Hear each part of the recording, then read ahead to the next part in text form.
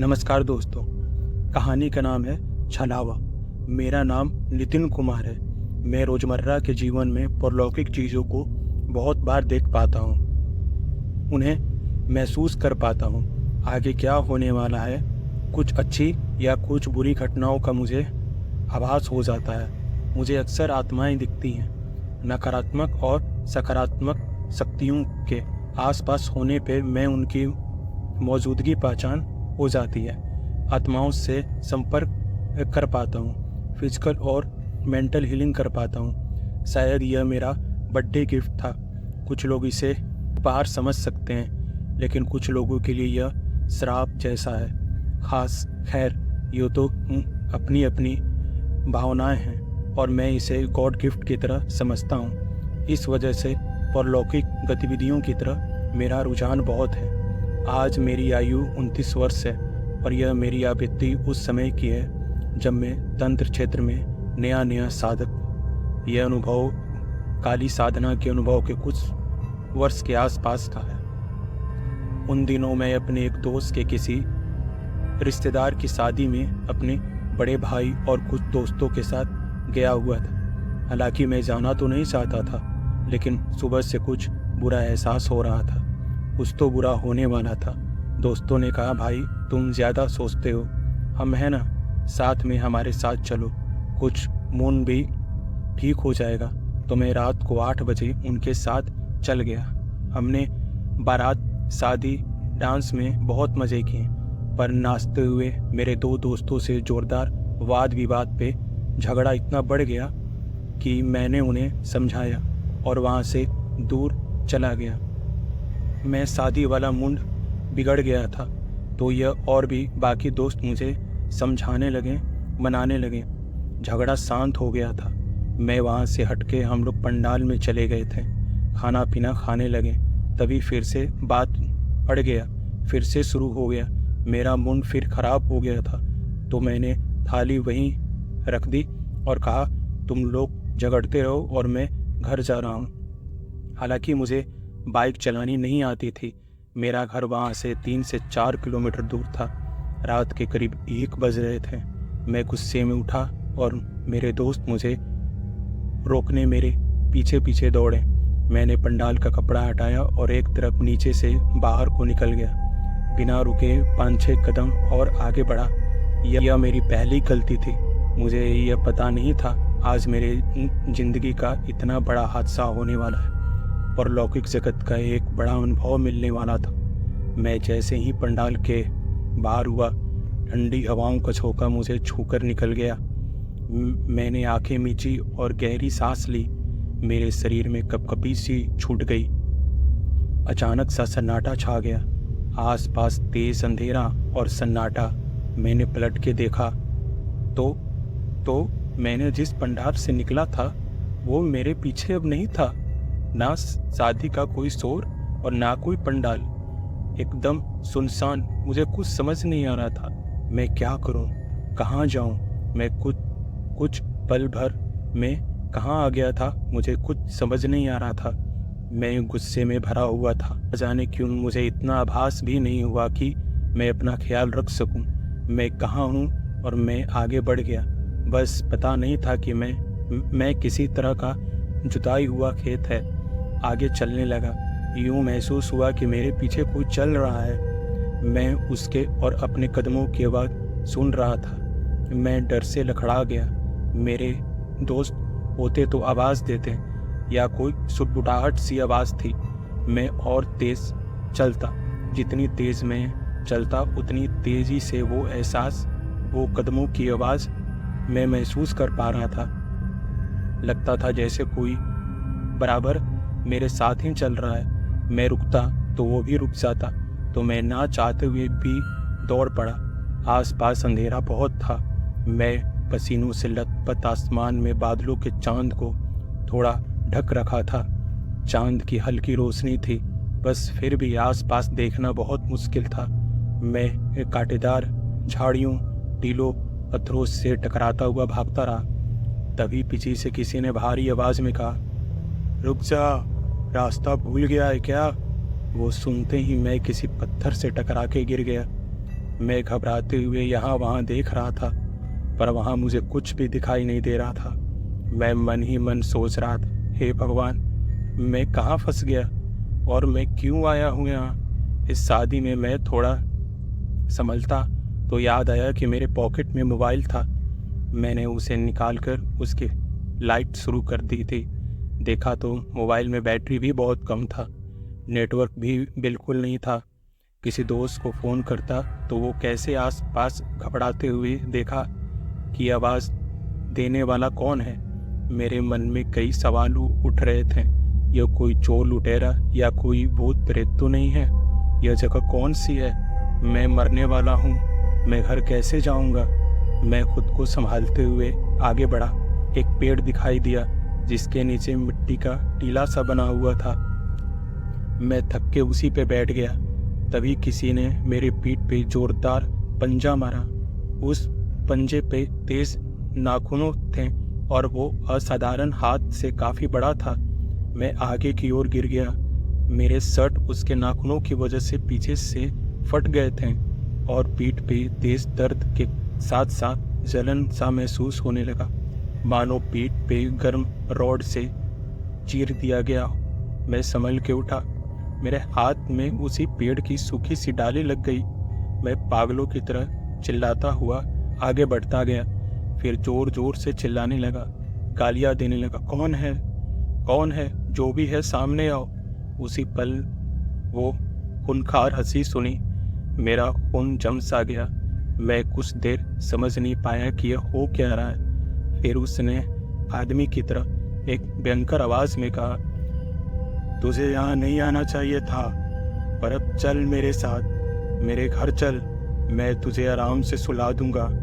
मैं घबराता हुआ मोबाइल की रोशनी ऊपर की ओर देखा तो पेड़ के पीछे दो भयानक लाल पीली आंखें चमक रही थी। नुकीले तीखे सफेद दांत दिखाई दे रहे थे तो मुझे देख के बहुत ही भयानक तरीके से मुस्कुरा रहे थे। उसके चेहरे पे काले सफेद बाल थे। वो अपने बालों भरू पंजों से तेज नाखूनों से पेड़ के तलों को कुरेच रहा था। मैं मन ही मन बोला, हे भगवान, यह क्या है? कोई पिशाच, शैतान या कोई राक्षस? मैं यहाँ से फिर बेतहाशा अंधाधुंध भागा तो पीछे से किसी के जानवर की तेज गुर्राने की चीख आ रही थी। मुझे लगा कि आज तो मेरी मौत तय है।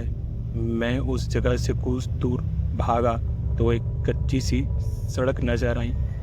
अंदाजा लगा कि मैं यह सोच पड़ा कि यह इस रास्ते से कहीं तो पहुंचूंगा। दौड़ता हुआ मेरा गला सूख सा चुका था। मैं पसीने से लथपथ था, डर से बेहाल, अपने घर वाले के बारे में सोच सोच के परेशान था। मुझे चक्कर सा आ गया तो मैं घुटनों के बगल हाथों से चेहरे को पकड़ के सिर सड़क पे नीचे रख के सड़क के बीचों बीच बैठ गया। जब सर ऊपर उठाया तो देखा कि चांद की रोशनी तेज हो गई थी। मैं किसी गांव के बीच में था, पर आसपास का नज़ारा आश्चर्यजनक था। आसपास 6-7 घर ही थे। मैं जिस जगह से सड़क पे आया था अब वो जगह ना तो वहाँ थी, पर यह कैसा गांव? ना वहाँ कोई लोग, ना कोई जानवर, किसी भी घर में ना दरवाजे थे। घर मिट्टी के बने थे और एकदम साफ सुथरे। मैं रास्ता पूछने के उद्देश्य से वहीं एक घर के पास चला गया। वहाँ पे लाल रंग की लाइट जल रही थी। बस वहीं आंगन पे एक खाट बिछी हुई थी और उस पे एक बूढ़ा आदमी लेटा हुआ था। मैं फिर से एक नज़र आसपास देखा। सारे गांव में सन्नाटा पसरा हुआ था। ना हवा की आवाज़, ना झिंगुर की आवाज़, एकदम भयानक सी शांति। मैं उस बूढ़े की खाट के किनारे चला गया। अब तो मेरा मोबाइल भी बंद हो चुका था, पर मैं बार बार आसपास देख रहा था, कहीं वो भयानक आकृति मेरे आसपास तो नहीं, कहीं या मुझे कहीं से देख रही हो। पर मैं अपने आप को शांत किया और मैं उस बुढ़े को आवाज़ देते हुए उसकी पीठ हिलाते हुए उठाने लगा। दादा, दादा, कौन सा गांव है ये? दादा उठिए ना, ये गांव कौन सा है? मैं रास्ता खो गया हूँ, प्लीज़ मुझे रास्ता बता दो। मैं बहुत डरा हुआ था। बहुत प्यास लगी थी मुझे। दादा प्लीज उठो ना। फिर मुझे एक आवाज आई, रास्ता भूल गया है क्या? तो जा घर के अंदर भीतर सो जा या मेरे बगल में सो जा। मैं थोड़ा पीछे हटते हुए कहा, नहीं, मुझे घर के अंदर नहीं जाना, मैं रास्ता भटक गया हूँ, मेरी मदद कर दो। दादा मुझे अचानक गर्दन घुमाई तो मैं डर के पीछे हट गया। वो वही आंखें थीं, वही आंखें। मैं भूल नहीं सकता था। सड़ा गला हुआ बालों वाला चेहरा, लाल पीली लंबी दांतें। वो हंसा और बोला, पानी पिएगा, पानी पिएगा। और फिर जानवरों की तरह चीखा। मैं उल्टे पांव फिर भागा। बिलक बिलक के रो रहा था, भाग रहा था, बचाओ, कोई मदद करो। मैं चिल्ला रहा था, बहुत रो रहा था। पर अभी मुसीबत खत्म कहाँ हुई थी।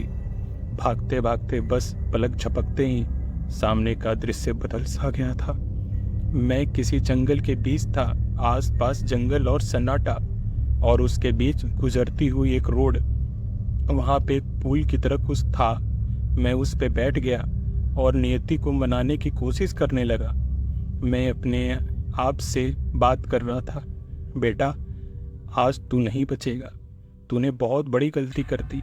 प्यास से मेरा गला सूख रहा था, चक्कर आ रहे थे मुझे लग रहा था कि मैं लगभग 4-5 घंटों से वहां दौड़ ही रहा हूं। मैं थक के बेहाल हो चुका था। यह रात गुजर क्यों नहीं रही, सोच रहा था कि अब और नहीं। तभी उस पुल की दोनों तरफ से 2 बुढ़े निकल के हैं। वो दोनों ही मेरे दोस्त के हूप टू हूप शकल की तरह दिख रहे थे। आवाज भी वही थी, बस उनकी उम्र 70 या 80 साल के लगभग थी। मुझे देर ना लगी समझने में कि यह कोई छलावा है। मुझे देख कर डर के मैं फिर से भागने लगा तो उन्होंने मुझे पीछे से आवाज दी, कहाँ जा रहा है? घर चल, छोड़ देता हूँ। यह आवाज मेरे दोस्त की थी। मैं उस आवाज को पहचाना और रुक गया, लेकिन कहीं ना कहीं तो अंदर में यह जानता था यह वो मेरा दोस्त नहीं है। मैं पलटकर भी नहीं देखा कि कहीं ना कहीं वो शैतान ना हो। मैं अपना सिर सड़क की तरफ झुका के बस हल्के कदम बढ़ाने लगा और दोनों पीछे से आए और मेरे दोनों कंधों पे पीछे से हाथ डाला।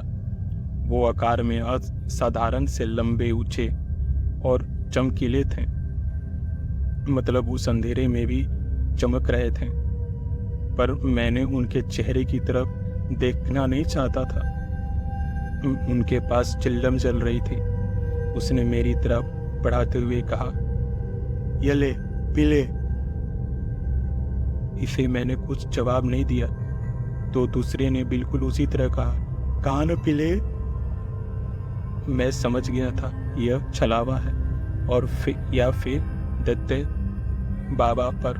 मैंने सोचा कि यदि मैं मना किया तो अभी मैं मरूंगा, पिया तो भी। सच कहूं तो मैं उस वक्त कुछ समझ नहीं पा रहा था, पर उनकी बात मानने के सिवा मेरे पास कोई चारा नहीं था। मैंने बिना सर उठाए चिलम थाम ली और एक गहरा कस खींचा।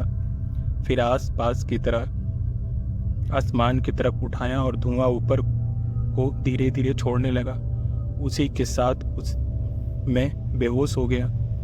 पता नहीं कितनी देर तक मुझे होश आया। मैं अभी किसी अंधेरी जगह पे किसी स्ट्रीट लाइट के नीचे पड़ा हुआ था जो बार बार बंद और चालू हो रही थी। वो एक तरह का तिहारा था। मैं उठकर वहीं पे बैठ गया और उस सारी घटनाओं के बारे में सोचता रहा कि वो शैतान, वो बुढ़ा, वो दोनों चिल्लम वाले, वो जगह समझ रहा था कि यह छलावा है।